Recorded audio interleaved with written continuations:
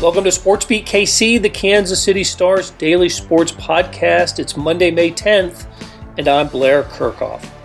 About this time every year, one of the great fundraising events in Kansas City is held, and the two headliners, George Brett and Tom Watson, say they want this one to be the last. Not because they don't enjoy being part of the Joe McGuff ALS Classic at LionsGate in Overland Park. To the contrary, it's a special day for them as well. But for the legendary sports figures who've been impacted by the disease, Watson lost his caddy Bruce Edwards, and Brett, a friend, Keith Worthington, not having the fundraiser would mean a cure has been found. Until then, Brett and Watson will continue to participate and have fun with the golfers for a great cause. As they always do, Brett and Watson took questions from reporters, in this case, star columnist Vahe Gregorian and me, and there were plenty of topics to cover, starting with their devotion to the ALS fundraising cause. Also, we discussed the Royal season, from their great April to their current malaise, and how Brett and Watson worked their way out of slumps. We also talked about a sport that keeps Watson's competitive juices flowing.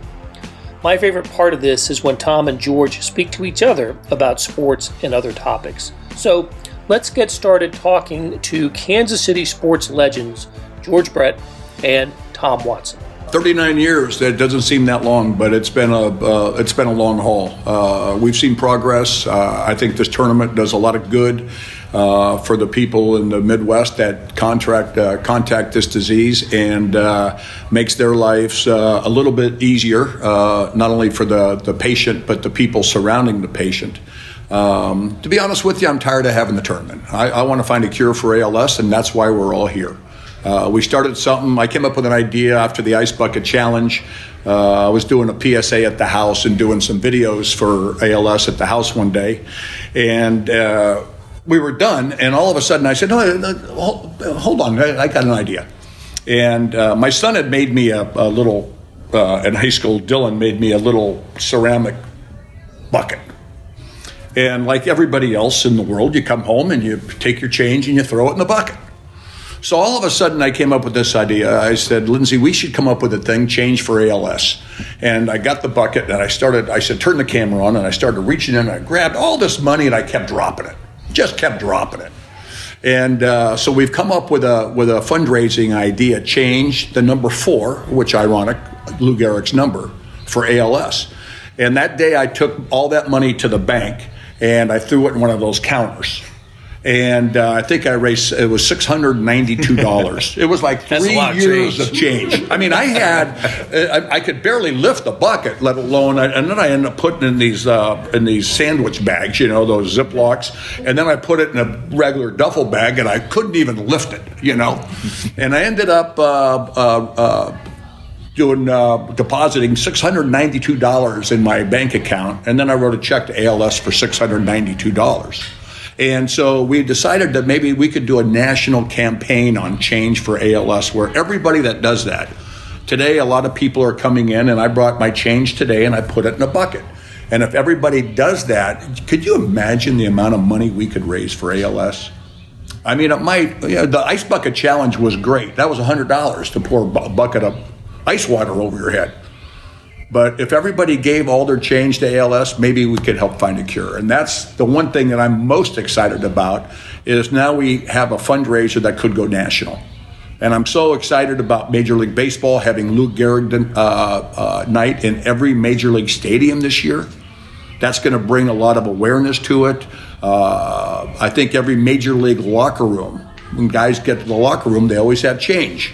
They have a big bucket in there, and everybody's going to take their change and put it in the bucket in every Major League locker room. I think that's what we're trying to do. I don't know if it's going to happen because of the pandemic. We tried to do this last year, but with COVID, it just never got off the ground. So this year we're up and running, and hopefully we'll be able to raise a lot of money for ALS to not only help people, but to help find a cure.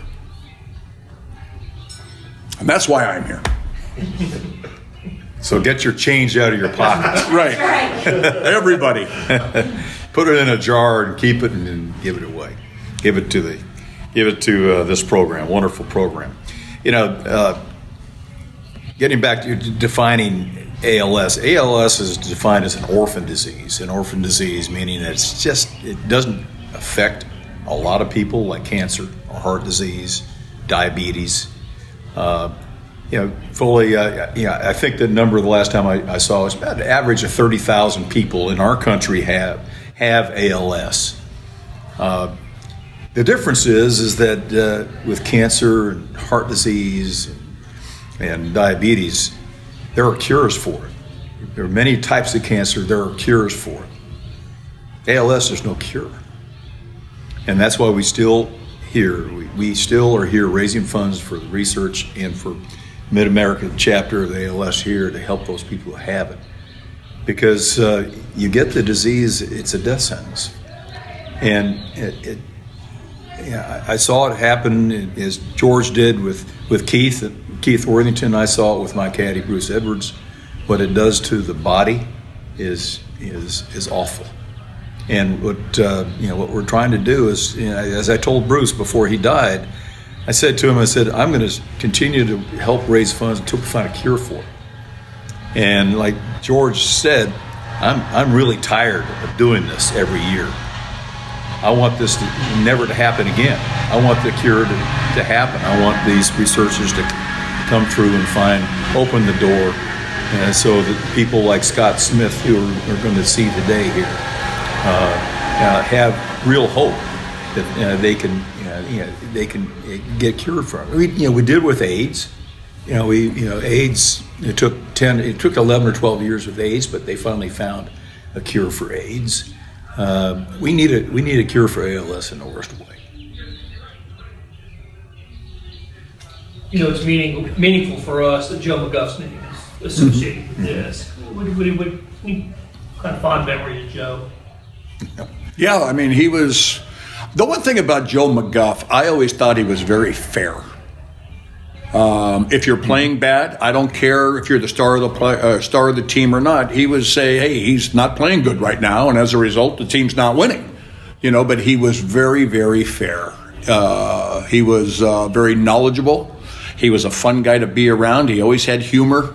Even when the team was going bad, he'd come in the locker room and he'd ask a question and kind of giggle like, I got to ask this, But he was he was a good man. And Joe, when he was diagnosed with ALS, and he had other things wrong with him too, but then I think ALS was the final thing that put him over the hill. I thought it was fitting. That the tournament not be named the George Brett Golf Tournament, that it would be named after Joe McGuff, who was a Kansas City icon. I don't know how long he worked at the Star, but he was just a fun guy to be around. And I remember in 1980 during the World Series when I had my famous bout of hemorrhoids, they came up and they asked me, Joe had to ask me, hey, so the reason you came out of game 2 and the Royals are winning comfortably, what happened? And he says, he had just found out. And all these guys were around, and somebody asked me that question. I looked up and I said, yeah, why does it happen to me? Why not Joe McGuff? Joe could still write stories and stuff with a case of hemorrhoids. And that was the name of his book. Why me? Why not Joe McGuff? So that's the type of guy he was. Just a fun guy to be around. And his family comes out here and supports the tournament, and it's always good to see them. Joe was he loved Kansas City. And he had a great sense of history of Kansas City. And I remember after being interviewed by him and being around him for so many years, I said, let's go. Could you take me? We were talking about the architecture of Kansas City, the downtown Kansas City. I said, can we just go around and can you give me some historical perspective of the buildings here and who built them and when? And like that, and we spent 4 hours in the car going around. He took me to a budget session at the Star. Okay, what stories are going on the front page? Like this, he took me to that, and I went down and saw how the Star operated. So it was, but he had a great sense of the history of the people of Kansas City, and in particular, he was instrumental in getting the Royals to Kansas City after Charlie Finley took the athletics to Oakland. Joe went to the city fathers and the political people and said, we need baseball in Kansas City. Now, let's get together and let's get this done. I'm not sure how he how he effectively got it done, and who really got it done. But we ended up with Ewing Kauffman, and Ewing Kauffman became the father of the Royals, and that's the reason that stadium is called Kauffman Stadium, and it all has to do with Joe McGuff. Hey, it's Blair. We have a special subscription offer for SportsBeat KC listeners, unlimited digital access to the Kansas City Star's award-winning sports coverage. Sign up now for 1 year of Sports Pass for access to all the sports news, features, and columns presented on the kansascity.com site, and it's only $30. That's a 40% savings off our regular rate.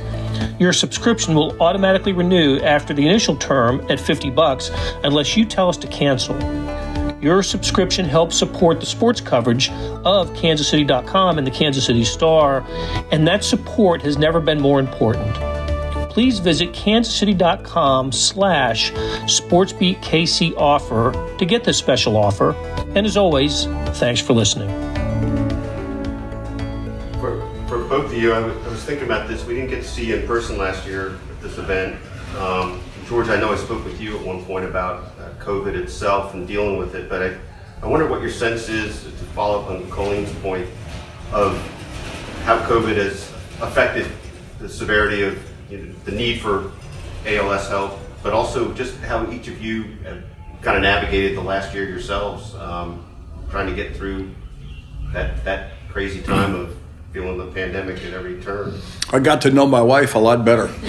We didn't do anything. I mean, when this thing happened, about 3 days later, we had a freezer delivered, a huge freezer, and it was full of everything. And I don't think we went to a restaurant for like 3 months. And we would eat dinner at the house every night. We started binge watching shows, and it was just her and I in the house, and it was strange. I still went to some baseball games, and it was the weirdest thing in the world, going to Kauffman Stadium with no fans in the stands. And I would go there, and it had to be awful. It was brutal. I mean, awful. One day I went and sat in the upper deck. I was the only one in the stadium. Got a foul ball. My third foul ball. I got a foul ball. Did you catch it in the air? air? I ran over and got it though. It's like a little I was kid. in the upper deck right behind the home plate, and the ball went up there, and I was the only one. I walked over and grabbed it, hey, I got a ball, But it was God, it was a tough time. It was a tough time. I mean, I still mask up wherever I go. I've got both vaccinations, and I feel great. And it's weird how we had some people staying at our house one time. One guy got it, and somebody else didn't. And they're living at my house. And so it's a strange disease. I don't know how it works. Like, I don't know how ALS works. But I've been around a lot of people that have had it. I've never gotten it. And my wife had never gotten it. But it was a strange year, and I think I can see the light at the end of the tunnel. There's nothing would please me more when the All-Star break on, Kansas City Royals start having 35,000 people at the ballpark again. I'm sure nothing would please John Sherman more and all the other owners of the team when that happens. I hope when football season starts, the Chiefs have 78,000 people. And life can get back to normal, because it's been a tough year, not only for us in Kansas City, but everybody around the world. I mean, I have trips planned. I had a trip last year planned to Europe. We're not going. Had a trip this year planned to Europe. We're not going. We just postponed it till next year. I don't even know if we'll go next year, because America is America. And I think we're going to be out of this before anybody else, because we are the United States of America. And I think my trip next year to Europe will probably be canceled again, because they are not us. They are not us. Yeah, I remained isolated pretty much. I live kind of an isolated life. I live on a farm, so I'm with my dogs and don't see a lot of people. George when they opened up the golf courses, he was out there playing golf. I was playing golf every day. Yeah. And golf was the ultimate great sport to be able to play. You're outside getting that vitamin D, and I never could figure out. Actually, it was a perfect perfect comparison. They had a picture of a golf cart in the middle of the fairway, like this, in the top of the picture. Bottom picture, they had a parking lot full of cars, and the top picture said unsafe, with a single cart in the fairway, and the parking lot full of cars was at Walmart, and it said safe. And that just described to me the situation that we're in and the type of mentality that we had in the situation. Golf was in fact, in the UK, golf was basically just opened up, where they allowed people to play golf on the golf course outside. And as George said, in Europe, in Ireland, you couldn't travel more than 5 kilometers from your house, or you get a ticket if you were caught. They had much more severe restrictions, and the point is, I'd love to go to the Open Championship this summer. I can't go. I can't go there. They're way behind as far as opening up from herd immunity, if you will. The vaccinations and herd immunity. We don't know, nor can anybody really put a finger on just a window of time. Say we're going to open up everything in this country between July 1st and August 1st, or next year where all the kids are going to go back to school. No, we have people saying no. There's a good chance that people are not, the kids are not going to go back to school next year, and the kids are almost naturally immune to the disease, and I don't understand the mentality, and it just it dumbfounds me in a lot of ways to see the kids not going back to school. I don't understand that. I just don't understand that. Tom, we were joking a little bit before about getting your jollies by power washing. But I'm curious, over the course of the last year, you just said you've been largely isolated. What have you been up to keep yourself going? What's been your Well, I as you know, I started riding cutting horses about 5 years ago, and that's how I've been able to get down to the Fort Worth area and ride some cutting horses quite often. Ran practice on them. It hasn't done my show results very well because I missed the cut this last show. I didn't miss too many cuts as a pro, but I'm missing way too many cuts in the cutting horse show business. It keeps you going to try to keep you better, huh? Exactly right. Exactly right. Yeah. Tom, you're a professional golfer. You're a weekend warrior when it comes to cutting horses. That's right. Has that filled a competitive spirit for you? Yes, it has. Yeah, I enjoy the competition. I enjoy, putting it on the line. When you're walking into that show pen on the back of your horse, you got 2.5 minutes to cut 3 cows. When you walk into that thing, let's do it. Let's get it right. Let's use what instincts I have, which are not, they're not refined. My instincts aren't refined as far as riding a horse is concerned, and that's my difficulty. That's where I fail. And I'm on a golf course. My instincts I can hit a shot, that 40-yard wedge shot, without knowing how far it is, because I can just see it and hit it there. It's like George hitting a baseball, and when he sees that, he can put the bat, he can barrel that barrel on that ball like that. He has the instinct. When it comes to golf, a little bit different. Although he's pretty darn good. When it came to baseball, you're a little bit different too.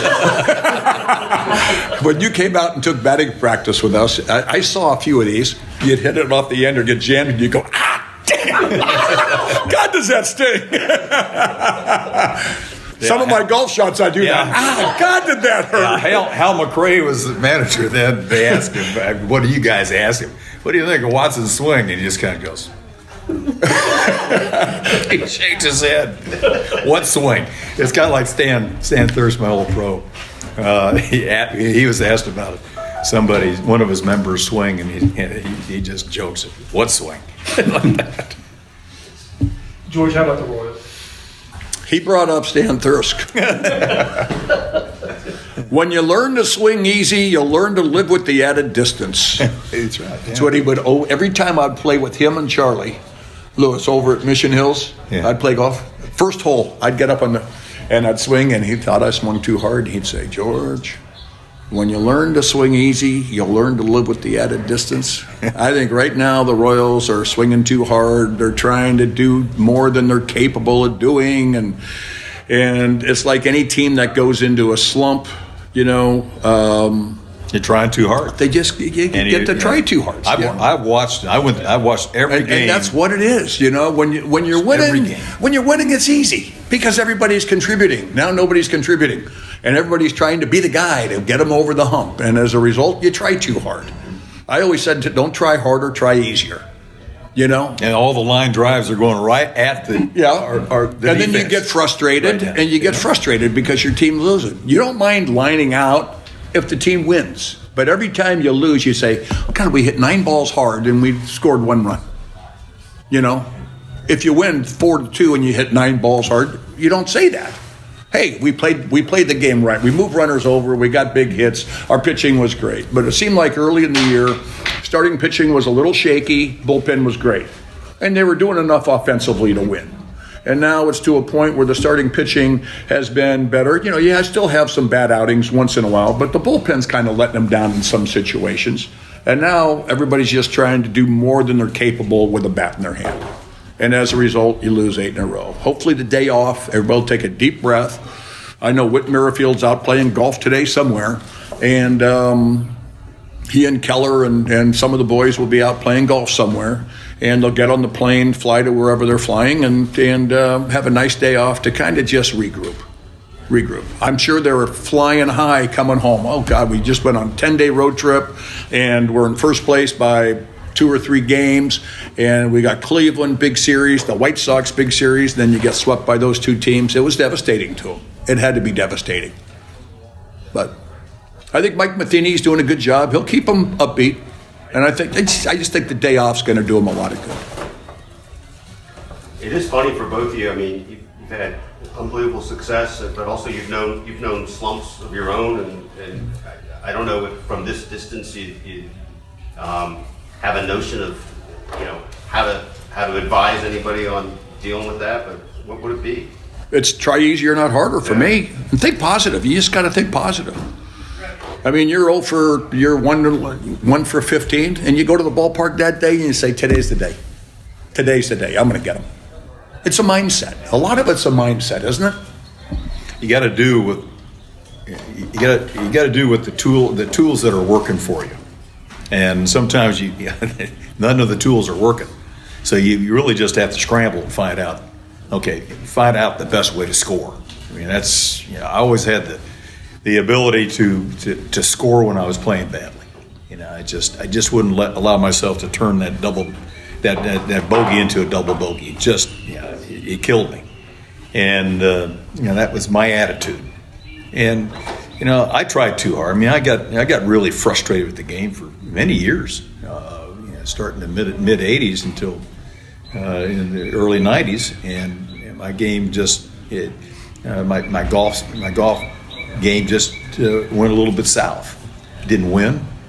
I had opportunities to win, but didn't win. But there was just a combination of things just didn't work, and I got more frustrated. I took time off, like a day off, but I took 6 weeks off a couple of times without even touching the golf club, thinking that was I come back somewhat refreshed and be able to deal with my bad swings. But it didn't work out that way. What worked out was that I had to try something outside the box with my golf swing, and that worked. And then the game got easy. But I had to stay with it. And Stan Thirst, my pro, said, it'll get better. We were out there swearing and cussing and hitting the ball crappy. in front of him. He was just as calm as, it'll get better. And Jack said the same thing to me, Nicholas. He said, you're going to get to be a better player the older you get. and he was right. He was right. So it's hard to have a positive. He says to have a positive. It's hard to have a positive attitude when you're not playing well. Yeah, but you can really trick yourself. Hard. You can trick yourself. Well, today's the day. I remember when I was young and I came up and I made a lot of errors. And there were times, the greatest sports line of ever, when somebody asked Pedro Martinez, or the third baseman for the Dodgers, Pedro Guerrero. What do you think about in the bottom of the ninth inning with the bases loaded and the Dodgers have a 1-run lead? He would say, don't hit it to me and don't hit it to Steve Sachs. I was like that as a youngster coming to the big leagues because I made a lot of errors. And every time I said, don't hit it to me, guess what? They hit it to you. The ball will find you. And all of a sudden, I started tricking myself. Hit it to me. I want it. Come on, hit it. All of a sudden, I became a better defensive player. I have seen guys actually, what I played with, the game on the line, they're walking up 8th inning, and they're walking up to bat with 2 outs and a tying run or winning run on second base, and they look back at the dugout to see if the manager actually wanted them to hit. Are you going to send a pinch hitter for me or what? I would have taken him out and put Mark Gubas on to go hit. He's got a better chance than this guy. And I was the opposite in that situation. I wanted to be the guy. And then once I got over my lack of confidence fielding, because all I kept saying was, I want it, I became a pretty good fielder. And the same thing happened when I was hitting. I knew the pitcher didn't want to face me. So, and in situations that I look back at right now, it seems like every time I had a big hit in the playoffs, I guarantee you one thing, my heart was beating slower than the pitcher's. You know what I mean? It's like putting on the 18th hole of a major, the 72nd hole of a major, and you and some guy that's never won a major before, and you've won 10 or whatever. All of a sudden, you guys got similar putts. Your heart's going to be beating slower than his, right? And he's going to be up there. He's going to be a little antsy, and you've done this before. I'll do it again. Chances of you make it are a lot better than him making it. Rory McIlroy yesterday, it was pretty impressive how he takes a drop with a 2-shot lead and drops it. Did you see that, what he did? No. He hits it over by the creek at Quail Hollow, and it was in the yellow hazard. He had terrible lie. He's got a 2-shot lead. He's trying to figure out where he's going to hit it. He can't hit it anywhere. He takes it, he drops it, side hill light like this in the rough. Mm-hmm. So now he's hitting 3, and he's winning by 2. He's got a tough shot. He knocks it on the green, 2 putts for a bogey, rather than. But I guarantee you, his heart wasn't beating very fast because he's won so much. He's been there, done that. Keith Mitchell's won once. That'll do it for today. Thanks to our SportsBeat KC production staff of Derek Donovan, Beth Welsh, Monty Davis, Jeff Rosen, Chris Pickett, and Savannah Smith. Links to stories about the Joe McGuff ALS Classic can be found in the show notes and on kansascity.com. Hey, we have another deal for you. You can subscribe to Sports Pass for 99 cents a month. That's right, 99 pennies a month. Sports Pass is the online version of the Star Sports section. You get all the stories that appear in the print editions of the Star, plus more stories that appear only on the website, and certainly they all appear first on the Star's website. After 3 months, it auto-renews at $5.99 a month unless you cancel. And it's always a great time to subscribe. Read what's going on about the Chiefs, the Royals, the colleges, our soccer teams, and more. How do you get it? You go to kansascity.com/sportspass2020. That's kansascity.com/sportspass2020. Do you want more than just sports coverage? Check out the entire Kansas City Star product. Sports, news, features, commentary, and analysis, the whole thing. You get all the stories written by my talented colleagues, plus additional national news, sports, and business coverage with the e-edition.